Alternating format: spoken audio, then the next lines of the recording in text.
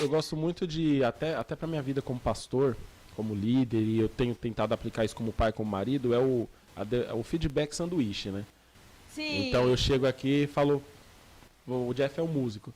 Caramba, Jeff, que top aquela música que você cantou domingo, hein, mano? Ou que você tocou domingo, ficou top, hein, mano? Mano, sabe só o que eu ia te falar, cara? Dá pra você dar uma baixadinha depois no seu retorno no próximo domingo? Mas, mano, aquele riff, velho... Ou seja, o elogio, a crítica. eu elogiei, eu dei um ponto que não é nem uma Agora crítica, todo mundo né? aqui vai estar pensando quando que o André fez isso.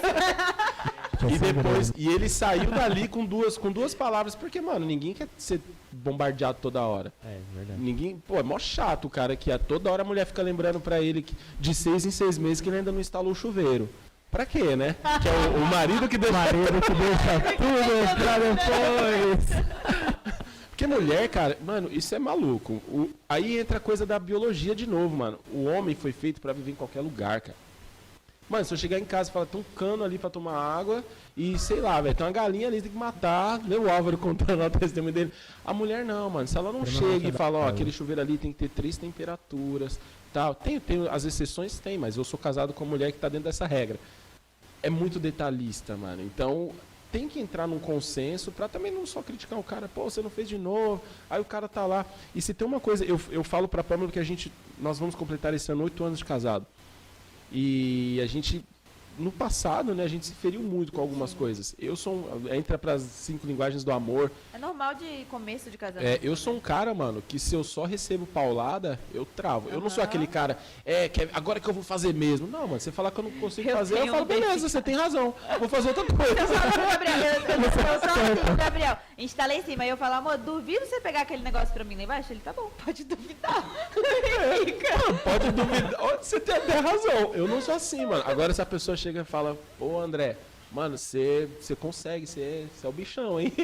Aí eu falo, mano, então vamos lá. E é muito aquela questão que eu trago muito nas mentorias também, que a gente também falou na live sobre mentoria, que é de não tratar o outro como você gostaria de ser tratado, mas de conhecer o outro e tratar ele como ele deve ser tratado. Porque, por exemplo, a gente até teve essa conversa, né? O André, a primeira conversa que eu tive com o André quando eu virei membro da Beriana, como que você funciona? Eu sempre falo do André nas minhas mentorias, porque eu sempre cito esse exemplo. Como que você funciona? Porque para você saber lidar com o outro, e principalmente no casamento, principalmente no começo do casamento, e tem gente que tá na metade do casamento lá e que ainda não conhece o outro, é aprender como o outro funciona. Qual que é o temperamento dele? Ele é o cara que é mais prático, que gosta das coisas mais rápidas, objetivas? Ou ele é o cara que é mais da zona de conforto e precisa do incentivo para agir? Quais são, como você falou, as linguagens do amor? Ele funciona na base do incentivo, da palavra de elogio, de afirmação, do tô contigo? Ou ele funciona na base do, tipo, talvez passar um tempo com ele, pegar na mão e funcionar? Ou na base do desafio? Então, entender essas questões de temperamento, é estudar um pouco, talvez, os 4 temperamentos, ler o livro lá do Gary Chapman, das 4 linguagens do amor, e entender como o outro funciona e passar a tratar ele com base em quem ele é. Porque é egoísta, na verdade, né? A gente cresce escutando, faça com o outro o que você gostaria que fizesse com você mesmo, pensando que isso é algo empático. Mas isso é muito egoísta, porque eu me coloco no centro. Exatamente, cara. E eu não aprendo a tratar o outro como ele deve ser tratado. A gente não analisa. 8 anos de casado, pode ser muito, mas... E olha que a Pâmela casou muito jovem, ela casou com 17. Ou seja, o ano que vem ainda, eu me torno um cara que ficou metade com ela da vida do que ela ficou com os pais. Tem gente casando e quer mudar em um ano. É forte. Não dá, cara. Você tem quantos anos, Jeff? 27. Você casou com quantos anos? Casei, eu tinha 26. 26. Então, mano, você ficou 26 anos com seus pais. Você tem um ano com a Carol. Uhum. Claro, você já tá mudando coisas, mas não dá pra mudar de uma hora pra outra. A Pamela não vai mudar de uma hora pra outra. Meus pais não. Minha mãe, sei lá, minha mãe tá com 53. Minha mãe tem aí... Vou chutar, 30 anos. 30 anos de casada. Minha mãe já passou mais tempo com meu pai do que com os pais dela. Então a cultura ali pode ser cobrada uma cultura. Pô, você tá 30 anos comigo, você tá falando que sua mãe falava desse jeito com você? E agora... isso é motivo de muita briga, né? Porque, por exemplo, até no próprio livro das 5 linguagens do amor, o Gary Chapman, ele é pastor, ele também é psicólogo, né? Então ele traz muitos exemplos. E ele fala de um caso de um casal que se casou e tudo bem e tal, se amava, tudo lindo, até que começaram a ter problema. Por quê? O marido chegava em casa e aí tava tudo feito. Mas a parte dele, ele não fazia, porque ele pensava, já tá tudo feito. E é alguma coisa assim, se eu estiver sendo injusta com o exemplo, ela lê, porque é alguma coisa desse tipo. Aí a mulher tava totalmente insatisfeita. Por quê? Porque ele não cortava grama, porque ele não fazia isso. E pra ela, o amor era demonstrado por atos de serviço. Se você me ajuda, se você faz as coisas pra mim, se você lava uma louça, eu me sinto amada. Você tá me valorizando, você tá valorizando o trabalho, você tá dividindo o trabalho comigo. Enquanto pra ele, o trabalho dela nem era tão importante assim. Apesar dela fazer tudo, ele só queria passar um tempo com ela. Ele só queria que ela parasse de ser Marta e Maria, né? Ele só queria que ela parasse e tivesse um tempo de qualidade com ele, ao invés de querer dar a louca pra deixar a casa tudo nos brilhos. Então, às vezes, quando a gente olha da nossa própria lente, a gente acaba fazendo as coisas pra se satisfazer, mas não pensa no outro. E o casamento tem que estar sempre um focando no outro. Exatamente. E assim, eu mais uma vez eu tenho que citar do pastorear a igreja, né? Claro, existem atos inegociáveis. Eu nunca vou aceitar uma agressão em casamento. Então, se chegar um casal e falar, a gente sai na porrada, mano, vamos cá que eu vou pegar vocês de soco aqui também. Há algumas coisas. Agora, tem coisas que elas são inerentes ao casal. É entender a cultura do casal. A minha casa funciona de um jeito.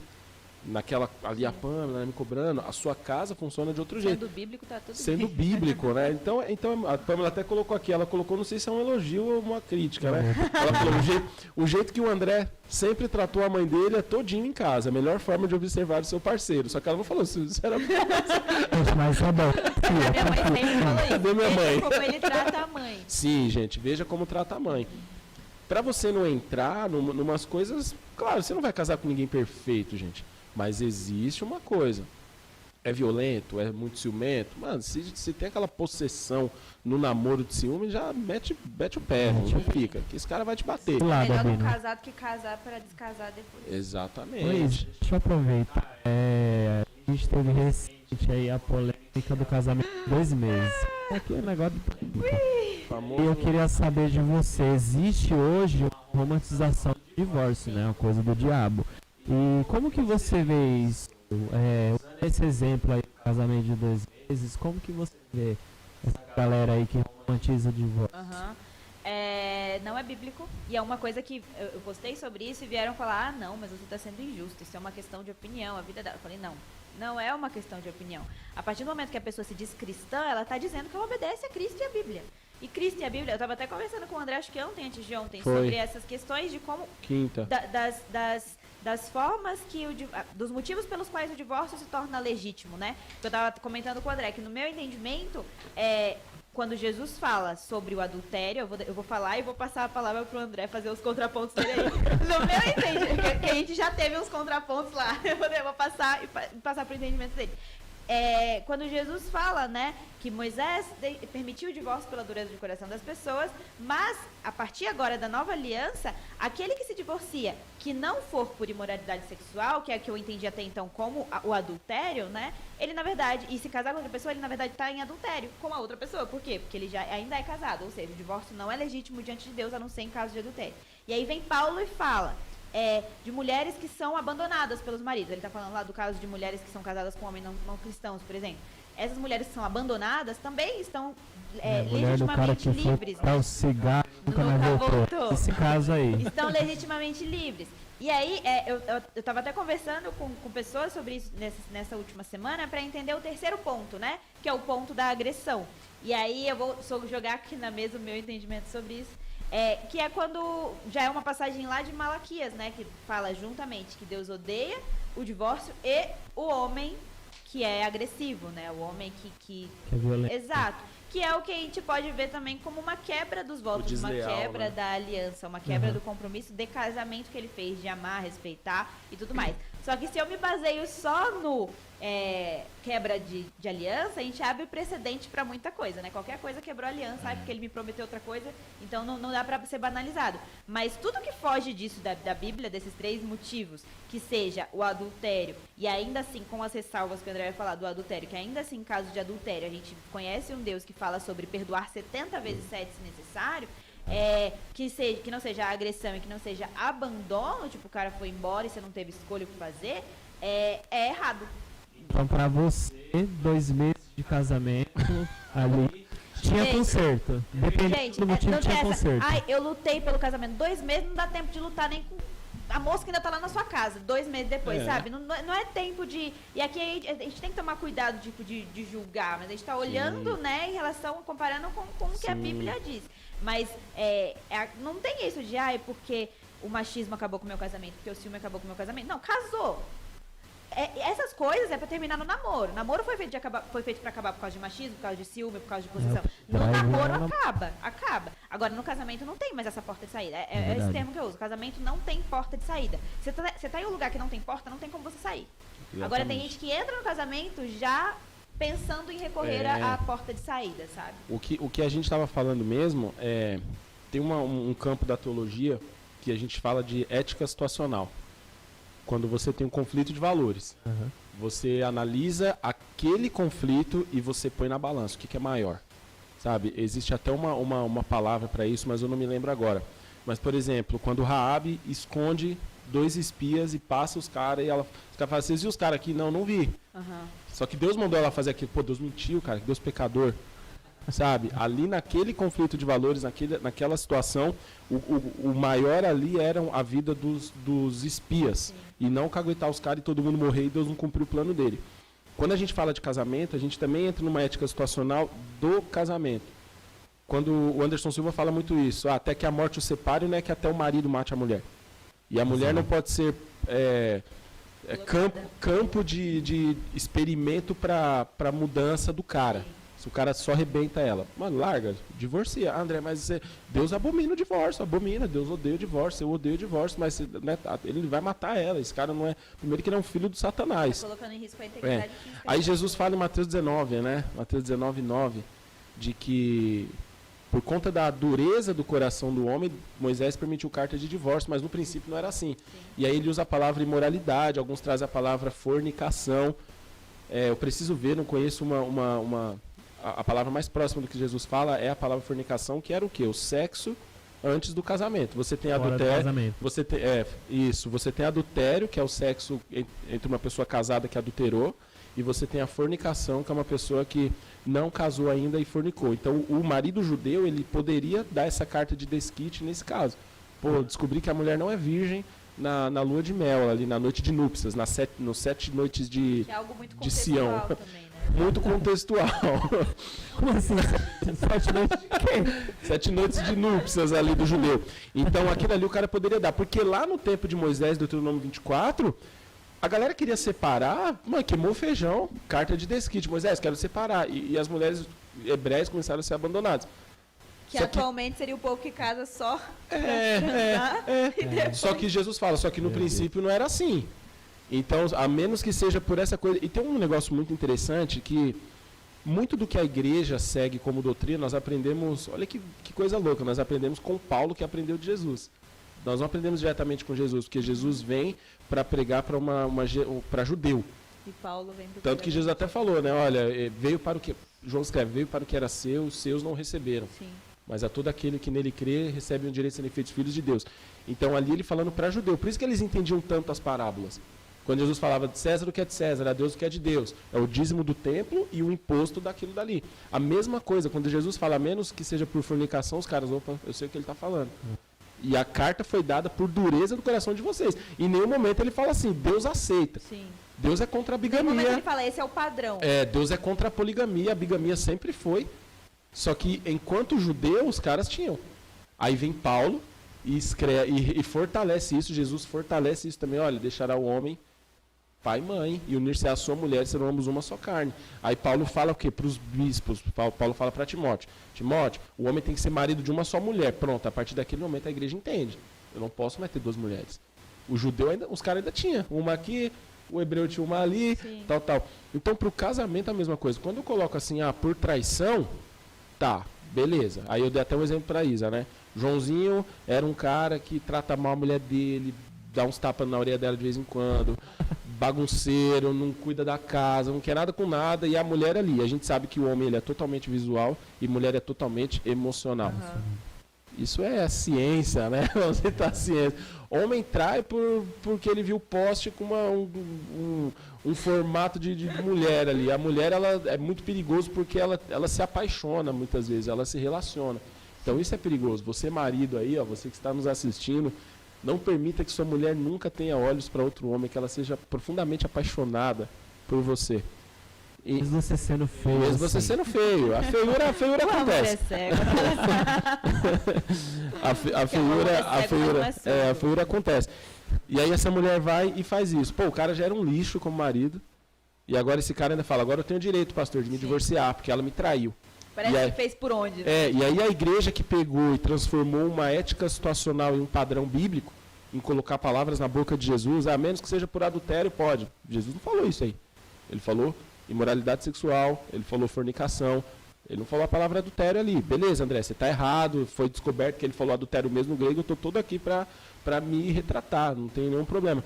Mas eu começo a banalizar isso. Sim. Eu começo a falar, tornar acessível. Mano, se eu sou um cara mais inteligente, eu vou falar, mano, eu vou forçar minha esposa a me trair.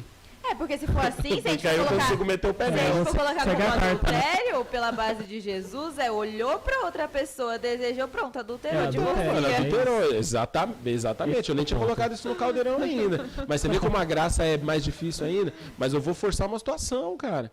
Ou seja, é o perdão.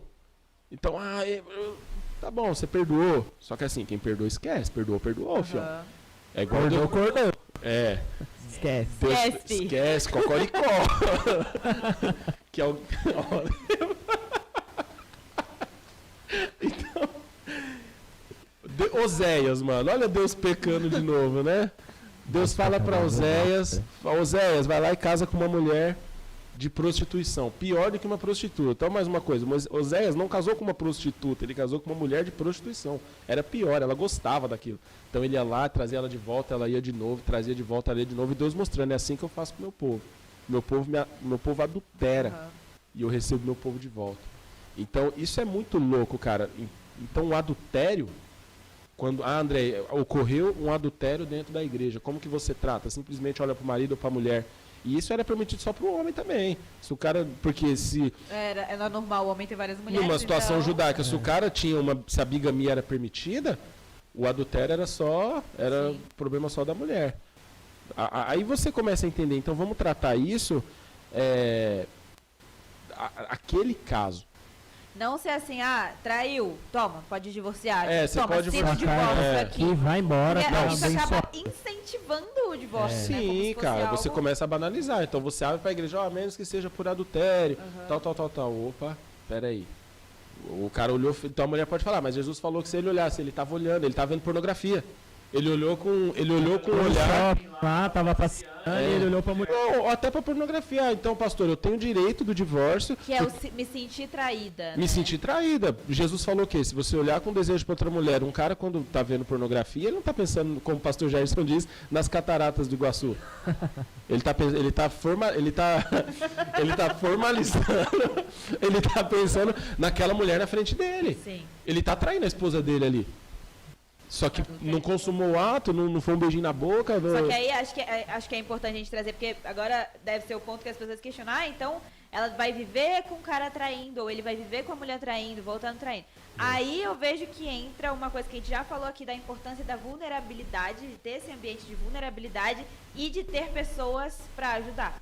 De ter pessoas para acompanhar. Eu admiro muito o ministério do Josué Gonçalves, né? Que ele tem um acampamento de restauração de casamentos. Então, deu ruim, tá no fundo do poço, o casal sai da realidade e se enfia naquele lugar para buscar resolver. Então, aí tá o que o André falou antes, né? A importância da vulnerabilidade, de ter alguém com confiar, um líder para que se abrir e tal, e ter esse apoio. E aí, é importante falar também de alguém que seja referência, que tenha um casamento, que possa ensinar sobre o casamento. Exatamente. Porque realmente, senão o cara vai viver o 70 vezes 7 na prática, né? Vai perdoar, a pessoa vai trair, vai perdoar, a pessoa vai trair.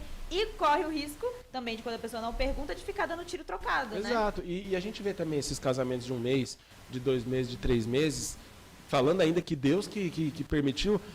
Porque não foi Deus que uniu, porque só o que Deus uniu que eu escutei. Porque essa geração, a maior parte da geração de hoje, ela não é ministrada por casamentos com casais de 40 anos de casado, porque o cara não é famoso, ela é ministrada por alguém do YouTube. Então ela abre, o cara tá com crise no casamento, aí ele abre um vídeo do Jesus Cope lá na hora, que o coitado do Douglas não tem nada a ver, mas ele tá falando de chamado.